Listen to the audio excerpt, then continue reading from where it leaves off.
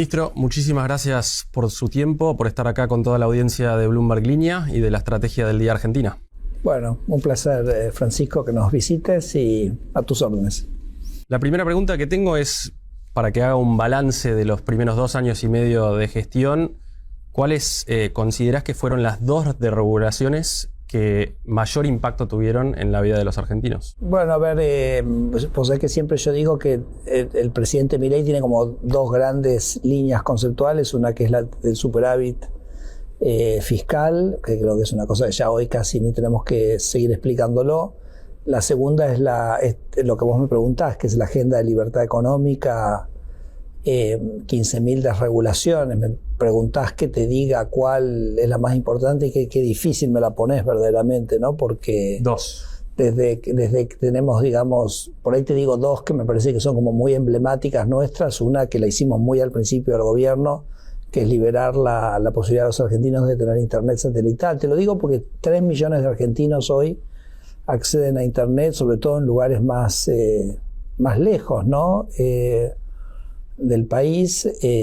La otra que me gusta mucho mencionar es la liberación de la importación de bienes de capital usado, que le ha permitido a decenas, cientos, miles de empresas acceder a capital mucho más barato. Pero es muy difícil, ¿no? Porque, a ver, la reforma laboral también es una gran desregulación que creo que va a ser realmente importantísima para el futuro del país. O por decirte cosas recientes, ¿no? La modificación de la ley de glaciares básicamente implica casi la duplicación de las exportaciones de Argentina, ¿no? Así que tenés cosas que son más micro, tenés otras cosas que son más generales. Nosotros siempre hablamos con el presidente que tanto el equilibrio fiscal como la libertad económica son los pilares de algo que Argentina nunca pudo poner sobre la mesa, que es el respeto a los derechos de propiedad. Porque si vos tenés un gobierno que está siempre al borde de la crisis, algún manotazo va a hacer y de alguna manera va a lesionar tus derechos de propiedad. Te va a aumentar los impuestos, o te va a confiscar, o va a defaultear, lo que fuere. Y cada regulación económica también es una manera de limitar el ejercicio de tu derecho de propiedad, ¿no? El ejemplo que siempre doy es, si tenés un inmueble y viene un político y te pone un control de alquileres, está como afectando el valor de tu propiedad, ¿no? Entonces yo creo que Argentina nunca pudo ser, por nuestra historia y por lo que hicimos, nunca fue un lugar que era confiable para los inversores en el sentido de que vengo a Argentina y sé que mis derechos de propiedad van a ser respetados, que tengo un gobierno que cree en eso. Y me parece que eso es lo que está siendo absolutamente distintivo, ¿no? De esta experiencia, y que lo estamos viendo en todas estas inversiones que quizás ahora naturalizamos. Una inversión de 10.000, 12.000 millones. 12.000 millones la naturalizamos, pero quizás hace unos años eran impensadas. Detrás de lo que comentabas parece estar la premisa de que el bienestar a nivel micro por ahí es algo que se empieza a sentir más en el largo plazo con la constancia de las reglas de juego, etcétera.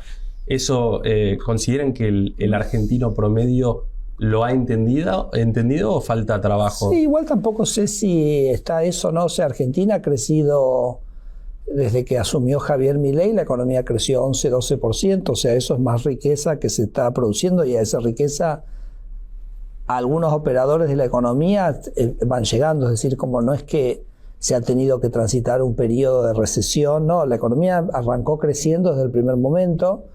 Para mí, además, con una característica que para mí es la más interesante, que creo que esto la gente lo percibe, ¿no? Que es que si vos mirás los datos del INDEC, comparás último trimestre del 2023 con último trimestre del 2025, te los digo porque son los últimos datos disponibles, vos ahí ves que en ese proceso las exportaciones vienen creciendo 8 veces más rápido que el producto.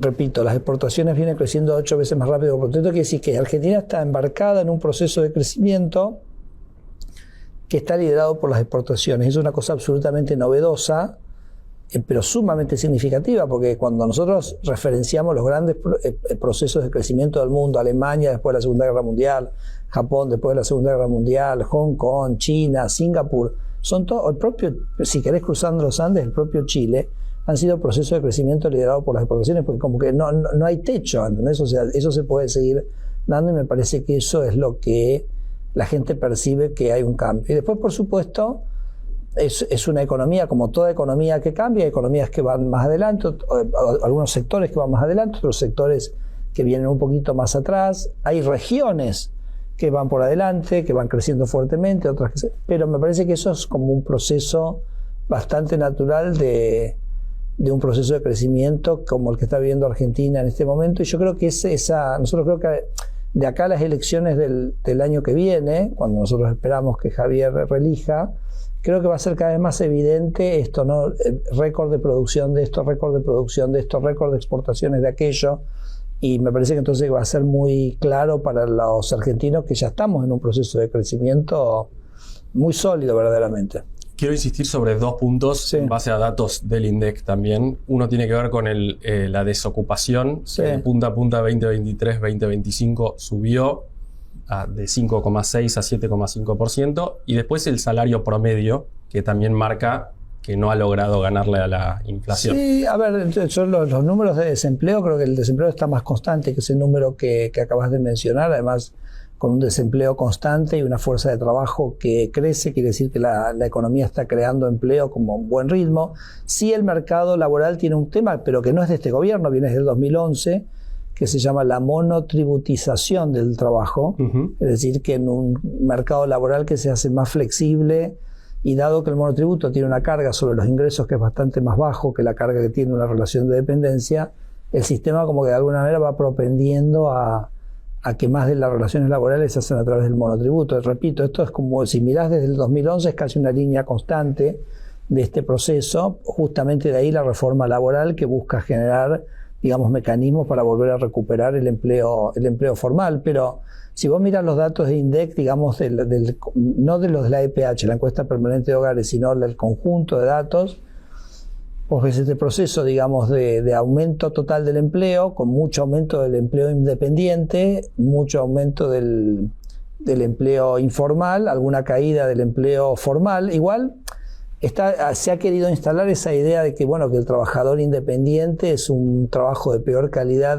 que el empleado en relación de dependencia. Pero hay que ir a los datos del INDEC, porque el INDEC te muestra que en realidad el salario promedio de los independientes es más alto que el salario promedio del de relación de dependencia. No estoy hablando de promedios, ¿no? Por supuesto. Entonces no me queda más claro. Me parece que simplemente es una manifestación de los salarios. Y también vos habrás visto que cuando mirás los salarios reales, mientras que el salario de los empleados formales está más o menos constante relativo a lo del 23, los de los independientes e informales ha subido mucho respecto al 23, ¿no? Así que nada, es un mercado laboral que tiene sus complejidades. Nosotros, la reforma laboral justamente es una apuesta al aumento del empleo formal nuevamente en Argentina. Si pensamos en los sectores más competitivos que están teniendo un boom en los últimos 2-3 años, uno claramente es el sector petrolero, que igualmente ha caído en términos interanuales la cantidad de gente contratada asalariada en ese sector. ¿Hay un desafío de creación de empleo asalariado? Porque también ese es el que más importa a la hora de recaudar. Te decía, me parece que la modernización laboral apunta a facilitarle para las empresas la contratación dentro del marco de la formalidad. Pero a ver, acordate que cuando una industria, tomemos por ejemplo la industria petrolera, ¿no? Que tiene su epicentro en Vaca Muerta y en Neuquén. Cuando se desarrolla esa industria, se desarrolla, digamos, de manera colateral una gran cantidad de servicios que tiene que ser, que por supuesto que se expanden a lo largo y lo ancho de todo el país, ¿no? Obviamente tenés empresas metalmecánicas en Santa Fe y Córdoba que están atendiendo esa industria, y empresas de servicios o de insumos que están en el Gran Buenos Aires. Pero también es el desarrollo de una gran cantidad de servicios locales, o sea, necesitas restaurantes, necesitas hoteles, necesitas vivienda, necesitas construcción. Qatar es un país que tiene 2,5 millones, 3 millones y medio de gente que viene de afuera a trabajar en una economía que está sostenida por la industria primaria, ¿no? Como es la energética en el caso de ellos. O sea, nada, hay como un despliegue del mercado de trabajo que es muy, muy amplio, aun cuando se parta de una industria que es primaria en su foco central, ¿no? Nosotros, por ejemplo, para nosotros un tema muy interesante es tratar de entender las dinámicas poblacionales que esto va a implicar en Argentina. te tiro algunos números que son para mí bastante impactantes. Por ejemplo, estamos estimando los próximos, todo que te voy a decir en los próximos 30 años, ¿no? Pero estamos esperando 1,5 millones de personas moviéndose hacia Neuquén. Estamos esperando 1 millón de personas moviéndose hacia Catamarca, 800.000 personas moviéndose a Jujuy y a San Juan, 800.000 en cada una de esas provincias. ¿En qué plazo? 30 años. O sea, estamos hablando acá de que Argentina está con una modificación de su patrón productivo hacia un patrón productivo, te diría, mucho más federal, ¿no? Porque cuando vos cerraste las importaciones, como hizo el peronismo, y que Argentina vivió tantos años con una de las economías más cerradas del mundo, vos aglomeraste la actividad económica en el Gran Buenos Aires, pero la falta de demanda de importaciones posicionó al tipo de cambio en un punto donde tampoco era rentable las exportaciones. O sea, vos cuando importás más, generás un movimiento o sea, vos cuando importás necesitas divisas. Y esas divisas, ¿quién te las va a ofrecer? Te las va a ofrecer un exportador. Entonces el tipo de cambio se tiene que acomodar para que se genere el exportador que permita financiar esa importación, ¿no? Por eso yo a veces digo que cada importación crea su exportación. Vos importás mucho, vas a exportar mucho. Si importás poco, que es lo que hizo Argentina, vas a exportar poco, ¿no? Entonces Argentina se fue a un modelo muy cerrado, la actividad muy concentrada en el Gran Buenos Aires, destruiste el interior, la gente migró del interior hacia la provincia de Buenos Aires. Eso para mí no era un fenómeno bueno, que Argentina se centralizara en un lugar, sobre todo con la potencialidad que tenemos en todo el país, ¿no? Entonces Argentina empieza ese proceso de reversión de eso. 4 millones de personas se van a ir del conurbano hacia el interior.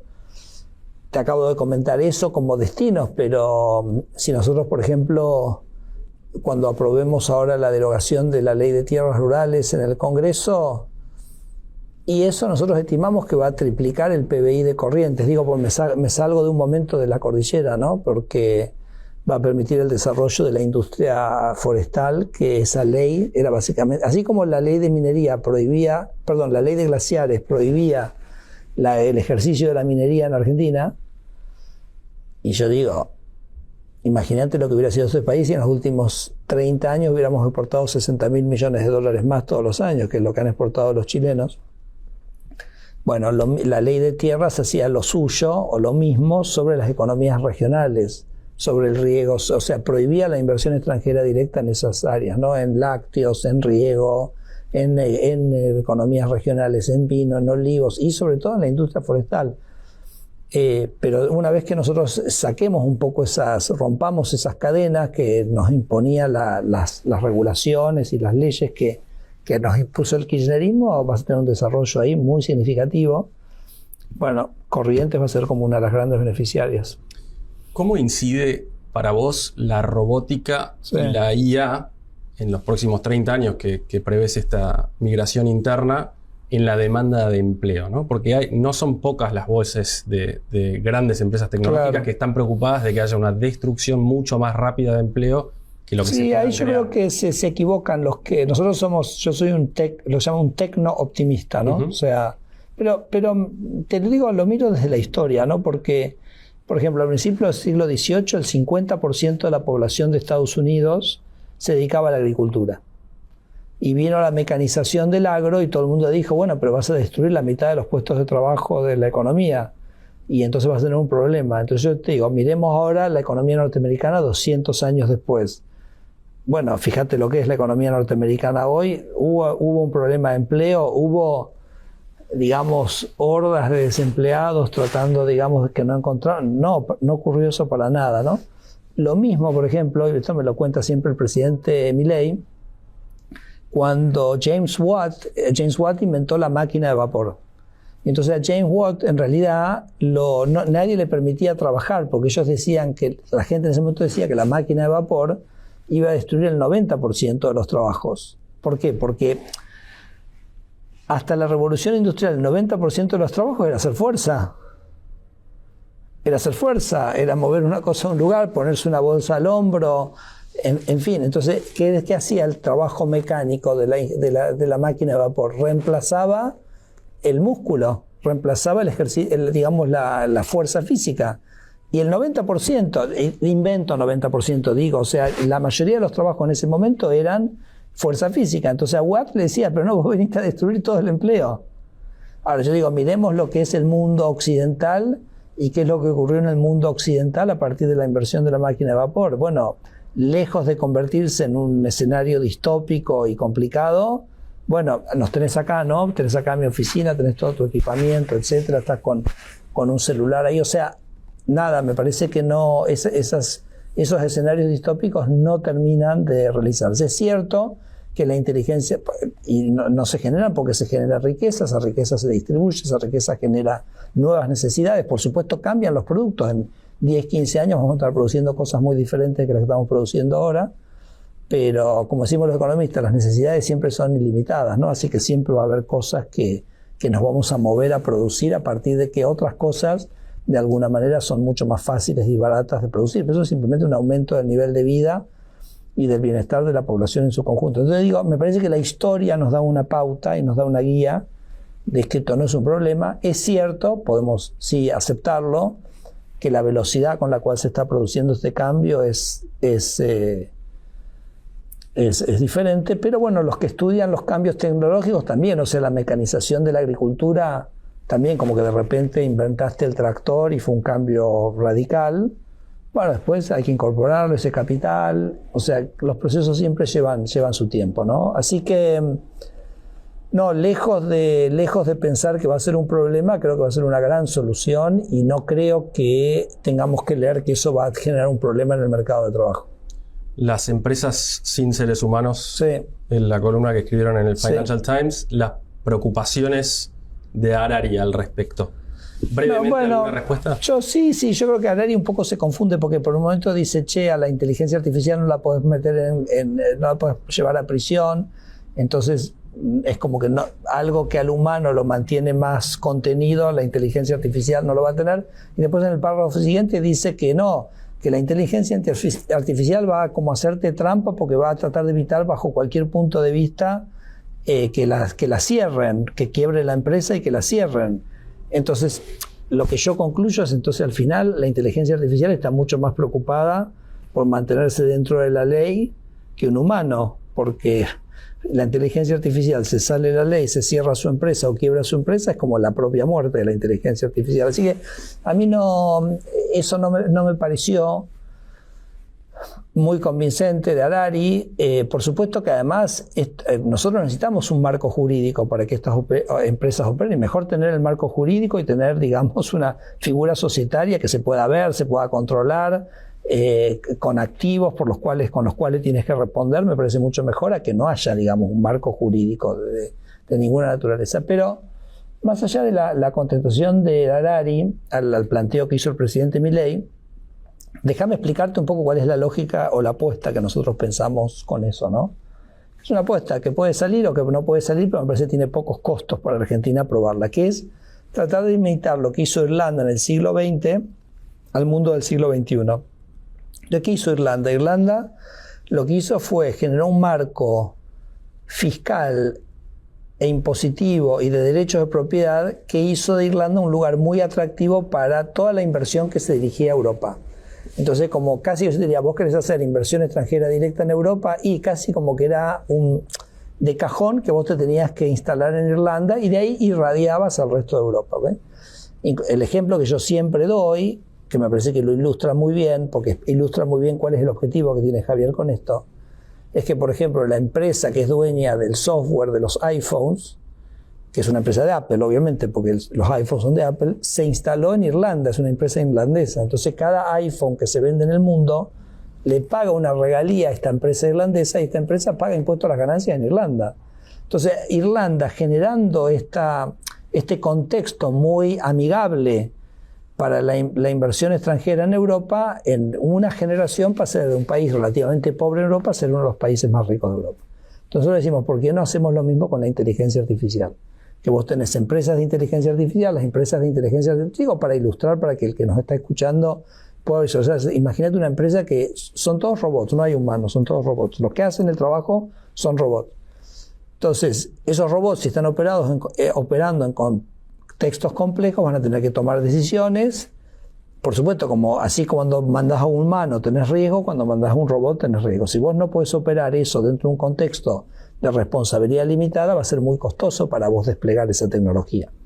si vos tenés que responder con tu patrimonio. Entonces, digo, pero no es, digamos, en esto, para eso se inventó la sociedad de responsabilidad limitada, pero de alguna manera ir acotando los riesgos, y eso fue lo que permitió el crecimiento del capitalismo. Entonces, lo que estamos diciendo es, imagínate una empresa que en otro lugar del mundo opera con robots, dice, bueno, se puede incorporar como empresa en ese país, o por ahí elige hacerlo en Argentina, como Apple decidió que la empresa que es dueña de la propiedad intelectual de los iPhones se incorporó en Irlanda. Bueno, por ahí se incorpora en Argentina. Y si se compra en Argentina, paga impuestos en Argentina por una actividad que está haciendo en otro lado. ¿Qué le da a Argentina? Le da un marco fiscal que es amigable, le da un marco jurídico que los otros países no se lo dan, porque Europa es totalmente sobreregulado. Entonces va a ser imposible incorporar las empresas en Europa. Y en Estados Unidos, por ejemplo, los fallos que vienen ocurriendo en esta materia, de empresas, en realidad no tanto estamos hablando de empresas con robots, pero estamos hablando de empresas, por ejemplo, de vos que sos de Bloomberg, ¿no? Que hacen como trading algorítmico, bueno, y que son como descentralizadas y que son autónomas. Cuando ha habido un problema con esas empresas, en la jurisprudencia norteamericana se las toma como sociedades de hecho, con lo cual los socios tienen que responder con su patrimonio. Entonces la gente dice, bueno, Estados Unidos tampoco es un entorno legalmente amigable. Europa no es amigable regulatoriamente. Estados Unidos no es por ahí es muy bueno tecnológicamente, pero no es amigable jurídicamente. Bueno, Argentina te ofrece eso. Entonces yo te digo, es una apuesta donde Argentina tiene todo para ganar, porque si efectivamente somos exitosos en convencer a la gente que se incorpore acá, bueno, entonces vamos a tener un despliegue de, digamos, no solo de productos, sino de recursos fiscales a partir de haber ofertado este marco jurídico económico para el despliegue de esta industria, ¿no? Y sobre todo, perdón, también, y de libertad, ¿no? Porque el presidente Milei ha dicho, bueno, son tecnologías donde hoy tiene mucho valor la capacidad de que se pueda experimentar, se pueda explorar, se pueda, digamos, trabajar con mayor libertad. Ahora, este instinto de supervivencia, pero también de engañar y de esconder de la IA que han demostrado distintos modelos, sin ir más lejos, Mythos de Claude ahora está dado de baja pese a un lanzamiento gradual que intentaron hacer. ¿Eso no les preocupa? No, digamos? creo que al contrario, creo que fortalece la idea de que esto lo tenés que hacer en un contexto, digamos, jurídico ordenado, donde ese AI responde con un patrimonio, versus hacerlo libremente, ¿correcto? Además yo digo, yo decíamos el otro día con Javier, en la cosa humana, y sí, humanos truchos hay también por todos lados, pero digamos, no sé si te acordás del caso de Enron. O sea, el caso de Enron, ¿te acordás? Fue un caso flagrante. Y la gente no dijo después de Enron, che, no tengamos sociedades para representar la acción comercial de la gente. Entonces, me parece que nada, no hay tanta diferencia entre una cosa y otra. Y me parece que por eso es una cosa válida. Mira, yo a veces te puedo contar unas cosas como si el robot va a ser más riesgoso o el robot va a ser menos riesgoso. ¿Vos te acordás de Citripio en la Guerra de las Galaxias? ¿Te acordás de Citripio? Que es el robot, sí. el dorado. Sí. Arturito era más lanzado, ¿viste? Era como más sacado y le gustaba tomar riesgo, pero Citripio era como la representación del robot que dice, a mí no me metas quilombo. O sea, era súper conservador. Entonces digo, ojo, por ahí tenemos una conceptualización, a veces como quizás psicológicamente es como que estamos preparados para tratar de ver todos los riesgos, ¿no? Y no ver todas las oportunidades, pero no me parece claro. Y te cuento otra cosa que es de ciencia ficción, pero nos ayuda a pensar, ¿no? Meterle otra matriz al tema. Hay un libro de Isaac Asimov que se llama I, Robot, sí, que es muy interesante porque una película también. Claro, es una serie de cuentos sobre distintos dilemas que presenta la robótica. Y la película que actúa Will Smith, ¿te acordás? Es uno de los cuentos. No, es uno de los cuentos donde un robot como se cree Dios, una cosa así, lo empiezan a seguir. Pero no, son muchos cuentos. Y el último cuento, que es lo que más te quería contar, es una campaña política. Y en esta campaña política, bueno, hay uno que viene ganando, ¿no? Que le va bárbaro. Y de repente alguien dice, che, pero me parece que este es un robot. Es un humano. Este que está ganando las elecciones, que va a ganar. Entonces se produce todo un debate en la sociedad sobre... Y bueno, es un robot, ¿lo tenemos que dejar que participe en las elecciones o no? Es interesantísimo. Fíjate, quizás Asimov escribió esto en 1950. Y el resultado no te termina porque es un debate donde hay aristas y donde tampoco es que hay el que tiene lo que está bien y lo que está mal. Son puntos de vista, ¿correcto? Pero lo que sí es interesante es que mucha gente terminó diciendo, no, al final el robot por ahí es mucho más confiable, en un montón de dimensiones. Entonces por ahí no, prefiero votar al robot y no votar al humano, ¿se entiende? Entonces digo, ojo, no nos adelantemos. No nos adelantemos a nuestro tiempo. No regulemos por los miedos que pensamos de lo que puede ocurrir. Regulemos si tenemos un problema, si algo pasa, porque es demasiado el costo de regular por el miedo. Ojo, acá lo estamos discutiendo en el contexto de la inteligencia artificial, pero pasa absolutamente en todas las esferas, ¿no? Que el burócrata es como que siempre dice, vos dejás a la gente libre y van a pasar miles de cosas terribles. Y yo digo, no, pará, dejemos a la gente libre y después veamos. No, por ahí yo me quedo con una cita textual de Elon Musk que habla de un riesgo no trivial, de un riesgo catastrófico. Sí, ¿no? Sí, por supuesto, y lo mismo el señor de Anthropic, etcétera, ¿no?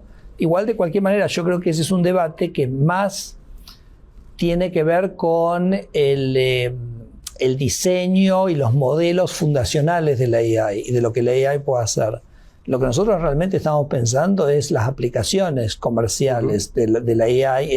A eso es lo que tendría sentido utilizar el marco jurídico de Argentina. Y fíjate, si vos mirás incluso el último ensayo, no sé cómo llamarlo, de Amodei, que es el de Anthropic, y él dice, mirá, me parece que a nivel de los modelos fundacionales, ¿no? Ahí un poquito con Elon ponen sobre la mesa estos riesgos más, si se quiere, más fundamentales, pero él mismo dice, pero todo lo que es aplicaciones, la regulación solo impide, porque sí impide el desarrollo, porque, por ejemplo, él habla de, por ejemplo, autorizaciones de medicamentos. Dice, la AI va a poder definir, digamos, la utilidad de los medicamentos mucho más rápido que lo pueden hacer los humanos, y entonces como ahí como que él propone algo muy parecido a lo que proponemos nosotros con Javier Milei, que ese es el campo donde tiene que haber mucha libertad para poder actuar, ¿no? Mencionaste Pero nada, es un tema que lo vamos a seguir discutiendo, y del lado nuestro que Javier lo haya realmente como que lo haya lanzado al tema, al foro mundial, bueno, es como muy interesante. Mencionaste las palabras ciencia ficción. Quiero preguntarte si es ciencia ficción pensar en atraer este tipo de inversiones de grandes empresas tecnológicas a la Argentina, mientras seguíamos teniendo bastantes más restricciones cambiarias que en países de la región y mayor carga tributaria, ¿no? Bueno, la carga tributaria nosotros, el gobierno nacional, ya la ha bajado muy significativamente. Sí. Por supuesto que tenés el RIGI, el super RIGI, son como simplemente otros, elementos de baja tributaria. Por supuesto queda pendiente la baja tributaria a nivel de las provincias y los municipios, donde se ha avanzado mucho menos. Ahí, como siempre nosotros decimos, que la mejor cosa que se puede hacer es votar a los candidatos de La Libertad Avanza en el 27, porque nosotros vamos a ir con el mensaje, ¿no? Que venimos con la motosierra, pero el objetivo principal de la motosierra es poder bajar esa carga tributaria, que la sociedad gaste menos recursos en gasto público inútil, que creo que en las provincias, en los municipios hay muy excedidamente, y eso va a permitir bajar los impuestos. Así que lo cambiario, vos sabés, es un proceso, creo que se ha avanzado muchísimo, se va a seguir avanzando. ¿Crees que para un segundo mandato va a estar totalmente normalizado? Bueno, sabes que yo no te voy a hacer yo sabes que no hablo de esos temas, mucho menos en como darte una proyección. Eso ya va a ser una definición que la va a ir tomando a su debido tiempo el ministro de Economía, el equipo del Banco Central. Pero me parece que Argentina macroeconómicamente, o sea, tiene básicamente la tarea difícil ya está hecho, que es el equilibrio fiscal. O sea, es que hay todo un equipo que eso lo sostiene de manera, y después nosotros lo sostiene de una manera como incólume, ¿no? Y creo que nosotros, una cosa que nos dice siempre el presidente y la compartimos todos nosotros, es que Argentina hay una cosa que no puede cambiar, que es su historia. Eso nosotros no podemos cambiar la historia, podemos cambiar lo que hacemos nosotros de acá en adelante. Pero el presidente dice, nosotros vamos a hacer esto, vamos a tener equilibrio fiscal, vamos a tener libertad económica, vamos a tener integración al mundo, vamos a tener una agenda de seguridad, vamos a respetar los derechos de propiedad. Bueno, y las cosas vendrán o no vendrán en el tiempo que demande la reconstitución de una confianza, ¿no? Y habrá alguien que se sienta más cómodo antes, y yo estoy sorprendido de la velocidad con que han venido inversiones muy significativas, ¿no? Quizás me hubiera imaginado que, dado nuestra historia, hubiera tardado más, Por supuesto, imagínate que la validación que obtuvo el presidente el año pasado en las elecciones de medio término, por supuesto que fue un hito muy significativo.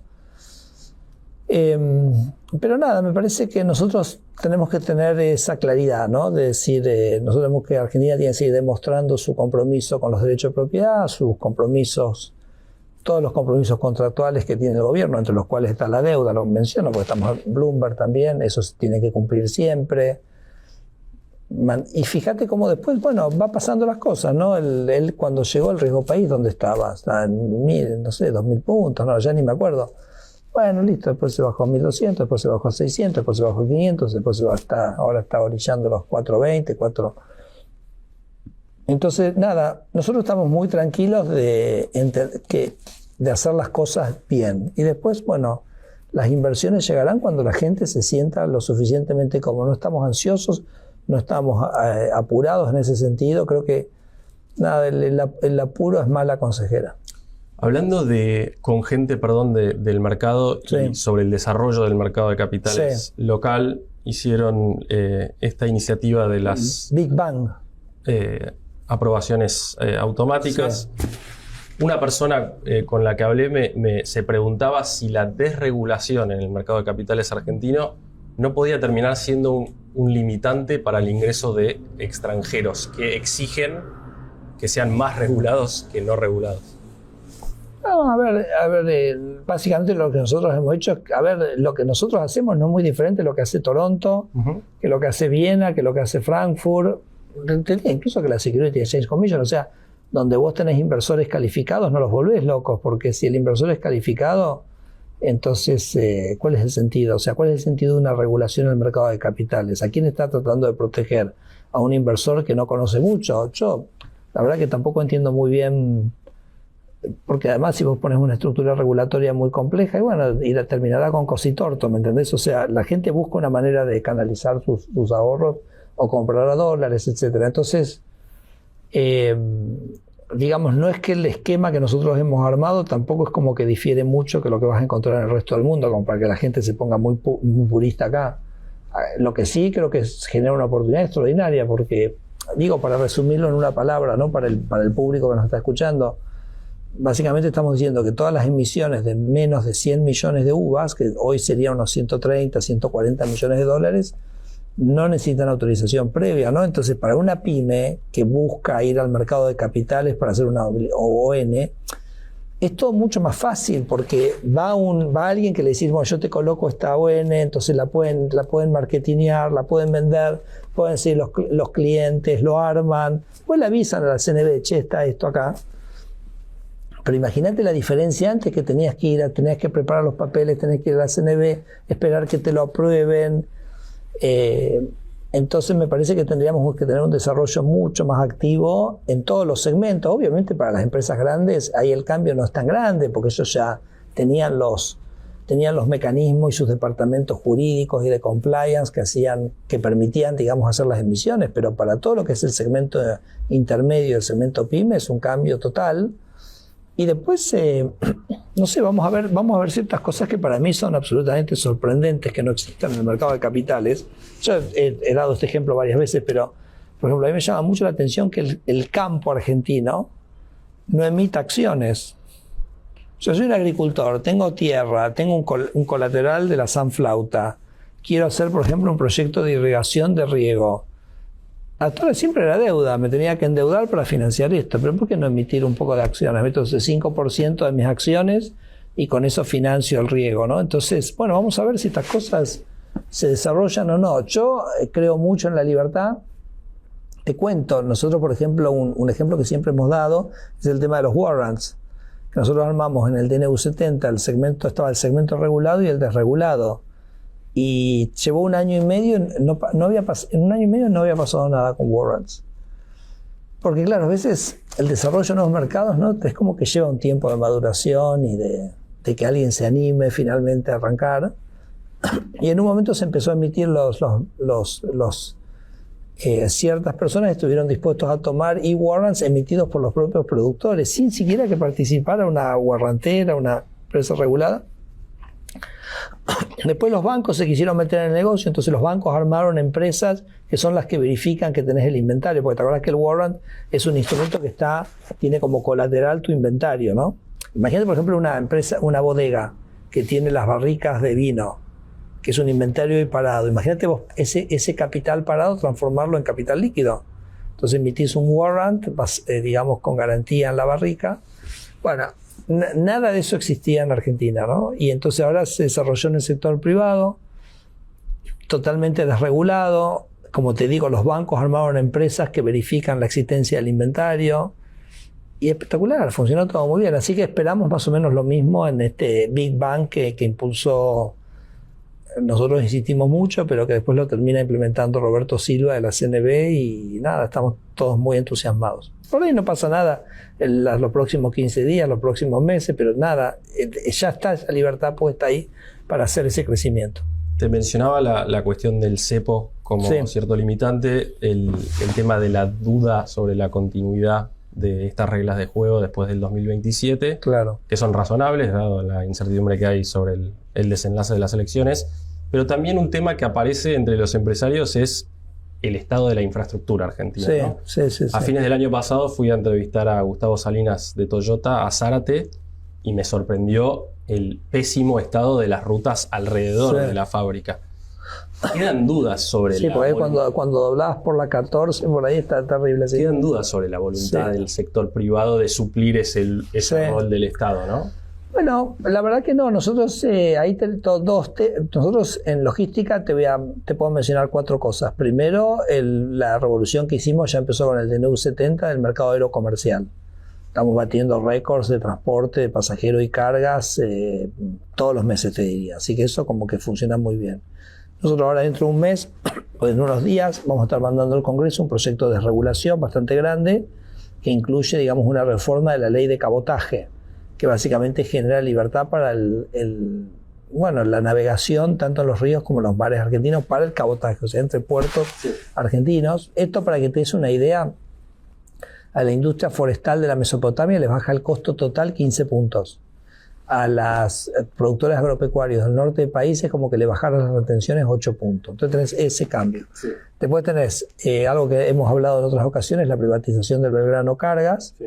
Entonces me parece que eso también va a ser un proceso exitoso, en gran medida porque como desarrollaste la demanda de tren de carga en la cordillera con la industria minera, entonces eso hace que aparezcan operadores que estén interesados en participar en eso. Así que también hay muchas fichas puestas a eso que también te va a cambiar la configuración logística. Y con las rutas nosotros estamos terminando un proceso de licitación de los 9.000 kilómetros troncales, entre los cuales está la ruta que acabas de mencionar, donde ahí te digo, si algo nos ha sorprendido es la cantidad de actores privados que han participado, ¿no? Por supuesto, bajamos las barreras de ingresos a licitaciones, pero me comentaba Fernando Herman, que es el secretario coordinador de infraestructura del Ministerio de Economía, en la última licitación, no sé, había 40 postulantes para algunos de los tramos que teníamos de rutas. Así que, yo creo que por el contrario.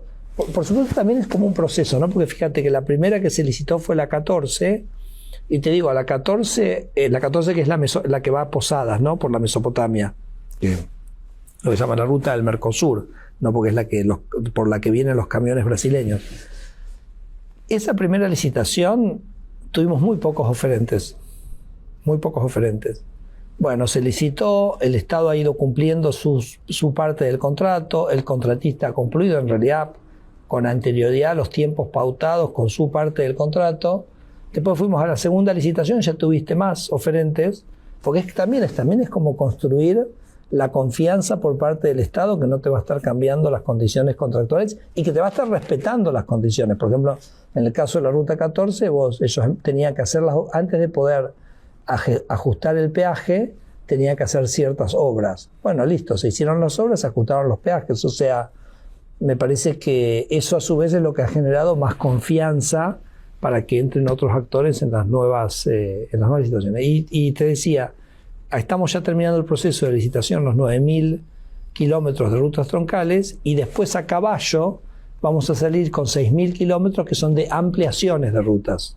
O sea, lugares de mucho tránsito, donde tenés que hacer la doble mano, etc. Así que, fíjate, aerocomercial, Porque me preguntaste de infraestructura, ¿no? Te digo ferroviario, te digo rutas y te digo cabotaje, va a haber una reconfiguración entera, ¿no?, de ese sistema.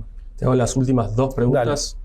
¿Por qué crees que Elon Musk no tomó la decisión de traer a Tesla a la Argentina oficialmente, como sí ya hizo en Chile y en Colombia? Bueno, entonces, nada, tenemos que ponernos a trabajar en eso.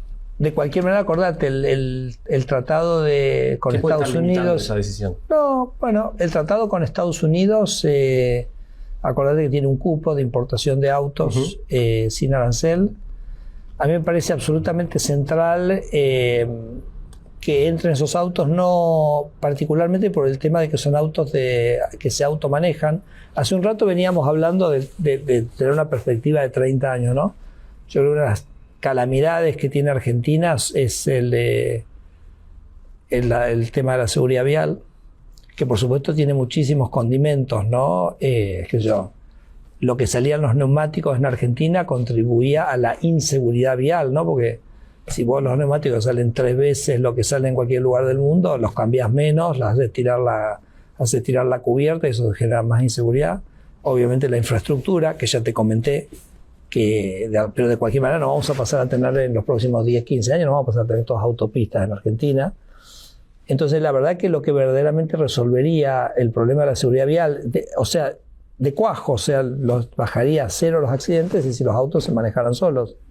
Porque vos pensás que en una ruta de ida y vuelta es un contexto absolutamente de los más fáciles que puede encontrar la conducción autónoma. Una cosa es en una ciudad que la gente cruza por todos lados, es muy complejo eso. Pero una ruta va y vuelve, esos autos no chocan, no pueden chocar nunca de frente. Entonces, y la gran siniestralidad nuestra de muerte es en los choques frontales en las rutas, ¿no? Entonces, nosotros ahora nosotros ya cambiamos la regulación para permitir la conducción autónoma. Entiendo que por ahí alguno me escucha y piensa que es ciencia ficción, pero lo que pasa es que si el país no genera el mecanismo para permitir eso, entonces nunca va a ocurrir. Entonces ya cambiamos nosotros la normativa para producir la conducción autónoma. La 14, una vez que esté terminada, esté en condiciones, va a ser la primera ruta que vamos a habilitar para la conducción autónoma. Bueno, es un proceso, ¿no? El huevo y la gallina, pero cuanto más rápido entren los autos con conducción autónoma, más también vamos a estar avanzando en esa agenda de seguridad vial. La última, ahora sí, 2 en una. Sí. ¿Por qué sigo teniendo que ir a un registro del automotor físicamente? ¿Y por qué todavía no puedo comprar ibuprofeno en un supermercado?